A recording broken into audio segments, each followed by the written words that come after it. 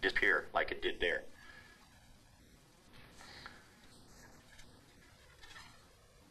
Yeah, like that. What you want to do is cause them to become about the same size. Put the two bubbles side by side, then find the center point between the two bubbles, pinching there. Tie a small knot as close to the end as you can. This way the bubbles don't go back and forth to reunite against each other, and you have the feelers and the work, and you'll see. Taking your wings, take about 1/4 of the balloon, bending down, squeeze to give it the wing look. Now, I always tell everybody, cover your ears, because this is going to be loud. See what I mean? I'm going to show you the routine that I do when I do the butterfly, so that you'll have this information, and then you can work up your routine how you would do it. But I'll tell the kids, I'll start out by telling that butterflies are, they go through a process called metamorphosis. And I do this while I'm making the caterpillar. You see, they start out life as a caterpillar. And when they're a caterpillar, all they get to do is crawl around down on the ground. And sometimes they find a good plant and they crawl up the plant and eat the plant. And they'll crawl up a tree and get up in a tree and eat on the leaves of a tree too. But they spend their whole life crawling around. And all they get to do is eat of the roughage of life. And there's other creatures that go through this process called metamorphosis. Do you know of any? They'll say bullfrogs. Yep, the bullfrog from the pollywog, the butterfly from the caterpillar. Does anybody know of any others? And there may be one smart one in the crowd that goes to church and goes, Christians. That's right. Christians go through this process called metamorphosis. And you see, what God does is he takes what we already are. He doesn't make us completely different. He makes us completely new. He takes what we are and uses it to rebuild us. It's like when Nehemiah rebuilt the wall in Israel. He used the same material, same wall, just rebuilt it. And that's what God does with us. See, we've lived a life without God, and we've walked around on this earth, and all we've ever done is gotten to eat of the roughage of life. And we haven't been free. We've been bound up and stuck here. But when we become Christians, you see, like the caterpillar that crawls into the cocoon, he spends a time there going through changes. And when we first become Christians, we do the same thing. We spend time going through changes and getting to be what we need to be to go out and work for God. And one point comes when it's time to quit getting ministered to and become a minister. It's time to either be a missionary or a mission field. You're one or the other. When we become Christians, God does the same thing with us. You see, the caterpillar takes and spends, like some of them, 21 days in the cocoon. But at the end of that period, cover your ears, everybody, the caterpillar comes out. And when he comes out, he's a new creature. You see, the caterpillar spent his life on the ground, running around eating of the roughage of life. But when he came out as the butterfly, he not only doesn't have to crawl around, he has wings to fly. He gets to taste of the nectar of life now. And that's the illustration God's given us, that we don't have to be bound to this world anymore. We can fly with him, taste of the sweet things of life and not just the rough stuff.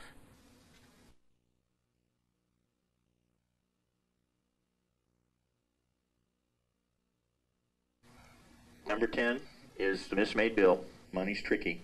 In God we trust. It goes in the left pouch, left side of the pouch. I really will be glad when I get to find out what all y'all do with this trick. When we come to number 10 in the series, we take it from Matthew 6:24 or Luke 16:13. No servant can serve two masters, for either he will hate the one and love the other, or else he will hold to the one and despise the other. You cannot serve God and mammon. I always heard that meant money. And you mean you can't serve God and money? Well, I got a trick to show you. I have a dollar bill here, right? Would you like to see me double this money? I'm going to double my money. How about that? Well, I doubled it over, didn't I? That's not what you thought I meant, right? Here's what you thought I meant. That I would actually double my money. Well, we know that this doesn't work in real life, that this only works in make-believe and magic. So, when you double money, it doesn't really happen that way, does it? We all know that. So, the trick is that you don't really double your money.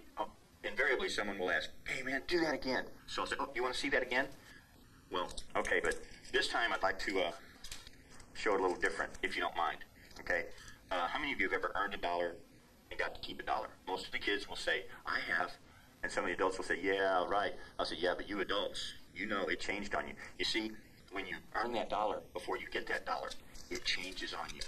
You see, Uncle Sam comes along and he says, income tax. When you're not looking, he turns on you and goes, Social Security. Kids, it's not going to be there for me. Heaven knows what you're going to do. Moms, dads, cue the kids, teach them well. Then you've got the kids, the clothes, the cars, the cats, the kids' clothes.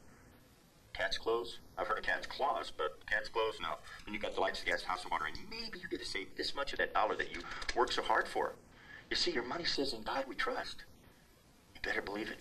You can't trust in your money. You've seen that. And if you don't trust in the man that died on the cross, you really have nothing to believe in at all. So when your money says, in God we trust, that's the one thing you can believe about your money.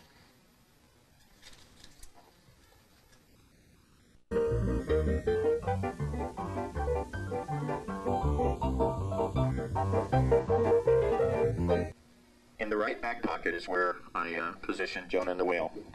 It's number 11 on the list, and it has to do with suffering the consequence of your actions and how. It's also available out of Ralph Dewey's books. We'll wind it down pretty quick. We're at number 11 now, and that's the story of Jonah and the Whale. Ralph Dewey puts out a series of books, quite a few, and they're worth having. They are. The Jonah and the Whale, as well as the fishing pole, are in his books. I'm going to show you the routine that I do with Jonah and the Whale, and I think you'll like it, and it's something that you can use. I'd like to show you a balloon that I learned from one of Ralph Dewey's books. If you don't have any of his books, you ought to get yourself some. They're what I built my ballooning foundation on. And I know, Ralph, you're probably sick of hearing me say it, but seriously, they're the best books in the business. I recommend anybody highly. I recommend them highly to anybody. Get them if you want them. If you don't want them, well, that's okay too. Some of us love having them. Fill a balloon all but about the last inch or two. Burn it a little bit to make it pliable. Tie it off. Now, at this point, I'm going to not teach you how to do the balloon. You're going to need to buy Ralph's book to do it. All I'm going to do is show you how I tell the story with this balloon. You ever heard the story of Jonah and the Whale? You know which one I mean? Jonah. God came to him and said, Jonah, are you talking to me? God? Me? Yeah, Jonah, I'm talking to you. What are you doing, God? I want you to go to a far land called Nineveh and tell the people there about me. Well, excuse me, God, but that's a strange land, and those are strange people. You want me to go tell them about a strange God? It's just not too strange. How about if I go over here where I know people? I know these people. How do I communicate with them? I don't even know how to talk to those people. It's a right way, God. Okay? Right? God said, no, Jonah, you don't get off that easy. So you see, here's Jonah going where he's not supposed to, instead of where he was told to go. And he remembers what happened. What happened? Did Jonah do something? What? That's right, he got on a boat. He got on a boat in the sea. And he was out on the sea. And God said, no, Jonah, you don't get off that easy. So God started making the waves toss and turn and splash over the ship and crash down upon the boat. The sailors all said, oh, woe is me. What did we do to make God so mad at us that he would destroy us in this flood? What did we do? And Jonah said, it's me, guys. I disobeyed God, and I didn't go where I was supposed to go. And so you're getting punished kind of for me. And if you just throw me overboard, I would drown, and that'd be the end of it, and I wouldn't have to serve God. You wouldn't get destroyed in this storm. And they thought, well, wait a minute. Do we throw him over, or do we not even lay hands on him? I mean, because if we lay hands on him, God might really punish us. So what happens? Who remembers? Does Jonah get thrown over, or does he jump? Do you know? How many out there thinks that Jonah jumped? Okay. How many out there thinks that Jonah was thrown over? We have a difference of opinion. No. Well, no, you know what you're going to have to do? I'm not going to tell you. You're going to have to go get your Bibles and look it up for yourself. Because you see, what happens anyway is that Jonah finally winds up in the water. Okay? And he says, I'll just drown, and I won't have to serve God. Woe is me. The God looks down and says, no, Jonah, you don't get off that easy. You see, God caused Jonah to have something happen to him. Who remembers who it was? Do we remember? Anybody? Anybody remember what happened to Jonah?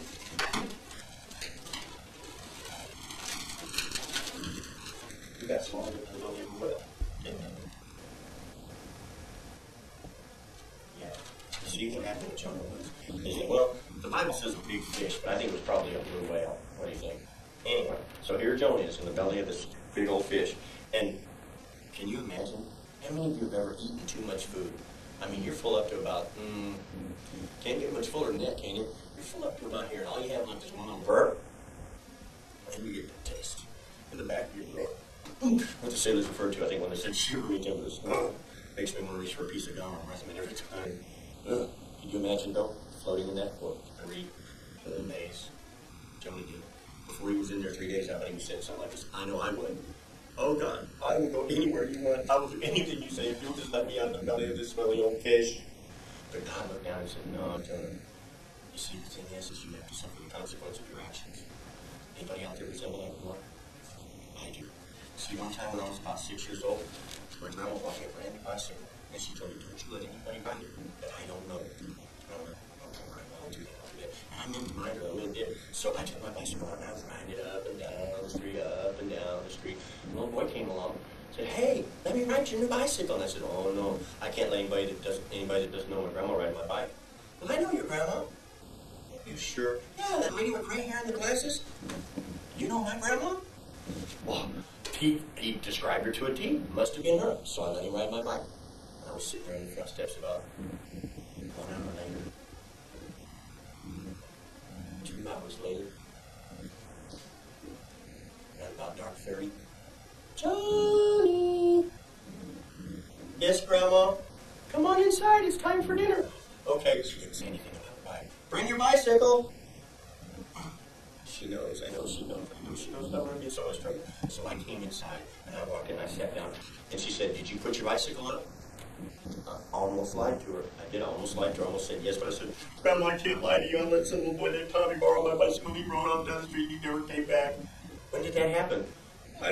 Not very long after you let me go outside.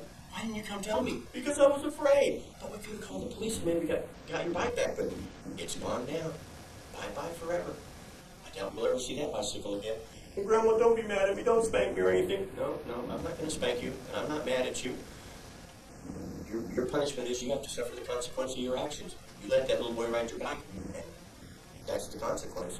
You lost your bike from the action of you disobeying him. But he described you. He said, that gray-haired lady with the glasses. Johnny, how many boys and girls have grandmas with gray hair and glasses? Most of them. Okay. So, I had to suffer the consequence of my actions. Anybody out there resemble that remark?